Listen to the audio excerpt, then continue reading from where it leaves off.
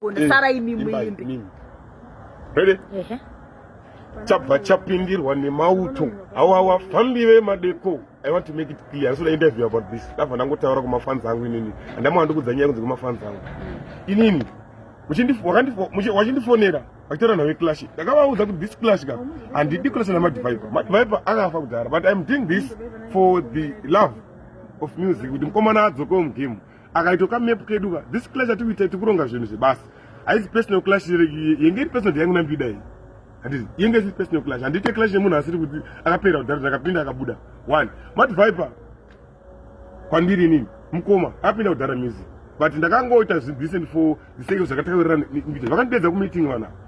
Fantan has kukwanisa kuwanika Fantan has kuwanika pa stage pa show yenyu na Mad Viper. Handiti has kuwanika papi ipapo. Imuri kuita show yenyu muri wangani?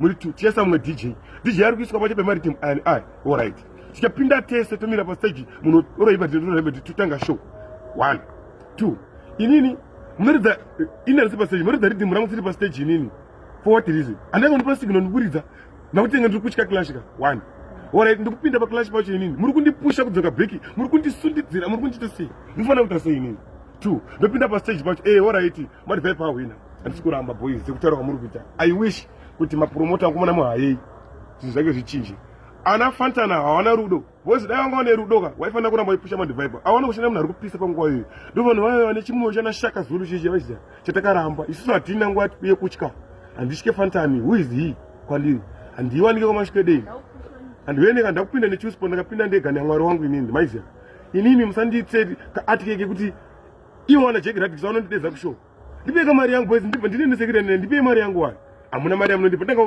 ndagara mota itikunangana zemari kumudza ridhimba stage mafoni awadairi mufisi kwacho anonga wasiko tiri busy saka muna ndite chi alright 2 step inini handisi kurwadziwa neclash kana chi ndikuti kana muchida dhanzi gari rakanaka ndisaina Fantani wesawo moisa stage up kuti zvokuti munondinengera maminutes ndakupasikira ndakuhere hamudi kundifutaka boys ndauya sei pa stage pake ndiri kupi ndinani andana matiketi ekupinza so much mudibvunza mategi pa stage amuna kuti pa matiketi ake saka muna ndipindese handikwanise kuimba ndakatsamwa kaini moyo mangu chero dai zvakanzvikana ndini ndikijambira vanhu ndisingakwanise kuimba pepe ndangouya kuti mafans avo zoti ndiripo handina kutya ndauya kuonera signal yangu maiziva imimi makati tempo man haasi kuuya pashow Fantani haasi kuuya handiti saka mauzisa Fantani sei tempo man kwamubvisa alright Mad Viper ndeyekwa tempo man Mad Viper ndiyo kuChuspo vadi kuza tempo mano kumautora rizaiteka zvinhu zvacho hapana makutaka kundiverengera maminutes masitera makusarenda ndimai ndachikona live kandi mota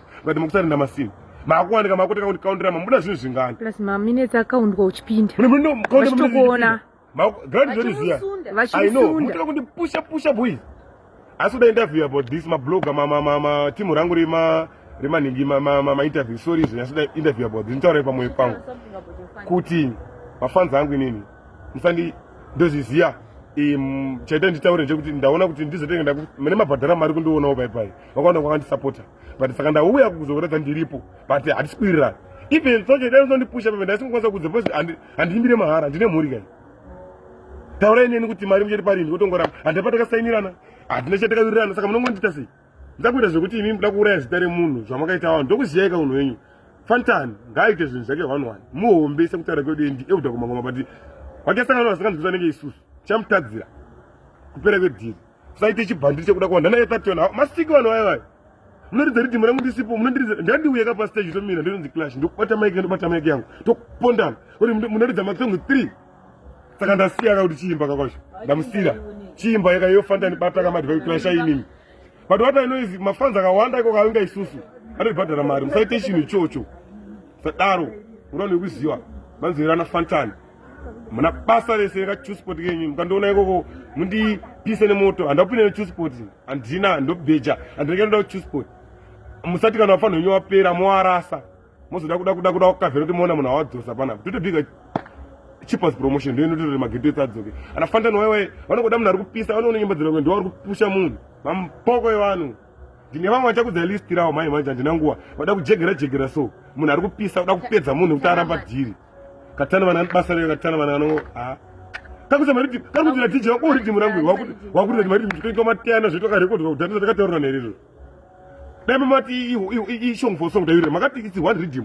watso makutanga kuti timangoma tweni munakuimba timangoma hopo imi anditye wo andauya ndinotya malenzi acho anauya daindaishereza bwana uya daisati uita zvinhu zvazvo ndaingoti ini ndagara nokubhuku endwe ndikutsvaga ikweni kamari kacho katakapeka koko inini kanondoni ndikatora pawiki ipapo peka ipapo saka ndakangoenda for entertainment for my fans kwete zvokunzi this is what ndizvo zvamakandiudza sandiudze kuti iwafa ka yekuti munodedza munhu makutange support kaepatoni kake kakaona ndosaka kasina mbiri kachikombisa kuti rasta tutsvuku fuck off